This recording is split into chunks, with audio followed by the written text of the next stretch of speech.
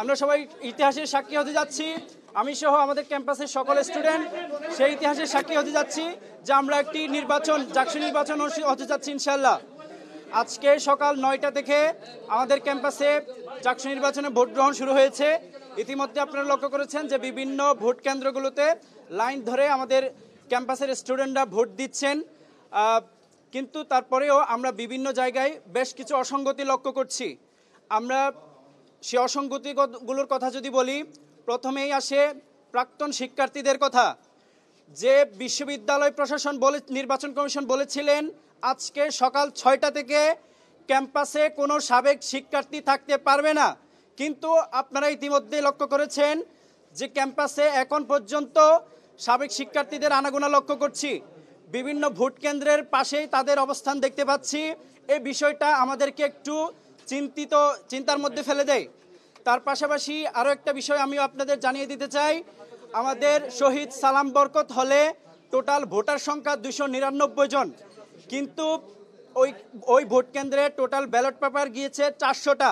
এই যে 101টা অতিরিক্ত ব্যালট পেপার কেন গিয়েছে সে বিষয়ে ওই ভোট কেন্দ্রে যিনি দায়িত্বে আছেন তাকে জিজ্ঞেস করা হয়েছিল 101টা অতিরিক্ত ব্যালট পেপার কেন এসেছে। তিনি সেটার কোনো যৌক্তিক ব্যাখ্যা দিতে পারেননি, বলে যে কেন এসেছে তিনি জানেন না।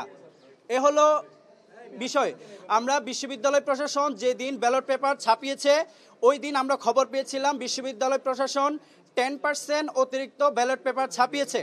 আমরা ওই দিনই বিশ্ববিদ্যালয় যে নির্বাচন জানিয়েছিলাম 10% ব্যালট পেপার অতিরিক্ত কেন। ওনারা জবাব দিয়েছিলেন যে আসলে কিছু ব্যালট পেপার নষ্ট হয়ে যেতে পারে, এই কারণে দিয়েছিলেন। কিন্তু ওই দিন আমাদের সাথে বৈঠকের পরে সিদ্ধান্ত হয়েছিল কোনো ভোট কেন্দ্রে অতিরিক্ত কোনো ব্যালট পেপার যাবে না। কিন্তু আজকে যেহেতু শহীদ সালাম বরকত হলে 101টা অতিরিক্ত ব্যালট পেপার গিয়েছে, সে বিষয়টা আমাদেরকে একটু চিন্তার মধ্যে ফেলে দেয়। তার পাশাপাশি ডোপ টেস্টের একটা বিষয় ছিল, যেটা গতকাল রাতেও আমরা বিশ্ববিদ্যালয় প্রশাসনের কাছে আলোচনা করেছিলাম যে বিশ্ববিদ্যালয়ে যারা নির্বাচনে অংশগ্রহণ করছেন তাদের অবশ্যই ডোপ টেস্টের প্রয়োজন। সেজন্য বিশ্ববিদ্যালয় প্রশাসন ডোপ টেস্টের আয়োজন করেছিল, কিন্তু ডোপ টেস্টের রেজাল্ট এখন পর্যন্ত নির্বাচন কমিশন প্রকাশ করেনি এবং বলা হয়েছিল যারা ডোপ টেস্টে অংশগ্রহণ করবে না বা পার্টিসিপেট করবে না তাদের রেজাল্ট বাতিল হবে। কিন্তু এখন পর্যন্ত আমরা খবর পেয়েছি অনেকেই ডোপ টেস্টে অংশগ্রহণ করেনি, কিন্তু তাদের কোনো তালিকা বিশ্ববিদ্যালয় নির্বাচন কমিশন এখন পর্যন্ত প্রকাশ করেনি। ওয়ালটন এখন দেশের সীমানা পেরিয়ে পৌঁছে গিয়েছে 50টিরও বেশি দেশে। ওয়ালটন, ঘরে ঘরে বিশ্বজুড়ে। পোলিং এজেন্টদের বিষয়ে গতকাল রাতে সিদ্ধান্ত হয়েছিল যে বিশ্ববিদ্যালয় প্রশাসনকে আমরা নির্বাচন কমিশনকে জানিয়েছিলাম অবশ্যই প্রত্যেকটা ভোট কেন্দ্রে পোলিং এজেন্টের প্রয়োজন আছে। সেই প্রেক্ষিতে গতকাল রাতে ইনস্ট্যান্ট সিদ্ধান্ত নিয়ে একটা ভিডিও করার কারণে ওই সাংবাদিককে জেরা করা হয় এবং ওই সাংবাদিকের মোবাইলে যে ভিডিও করা হয়েছিল সেটা ডিলিট করতে বাধ্য করা হয়। ওই সাংবাদিক নিজেকে একটু শঙ্কার মধ্যে রাখছেন যে ওই সময় যে তার উপর যে আচরণটা করা হয়েছে যে উনি শঙ্কিত। তো এই বিষয়গুলো আসলে একটি অবাধ সুষ্ঠু নিরপেক্ষ নির্বাচন হওয়ার ক্ষেত্রে একটু আমাদের মধ্যে শঙ্কা তৈরি করে।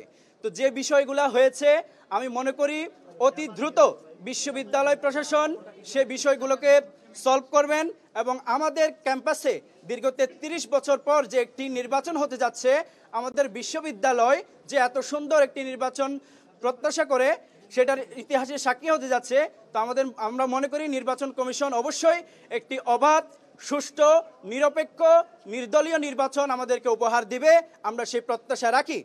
এবং যদি আমরা এভাবে একটি অবাধ সুষ্ঠু নিরপেক্ষ নির্বাচন উপহার পাই, আমরা মনে করি বাংলাদেশ ইসলামী ছাত্র শিবির সমর্থিত সমন্বিত শিক্ষার্থী জোট প্যানেল পূর্ণাঙ্গভাবে জয়লাভ করতে পারবে বলে আমরা প্রত্যাশা করি।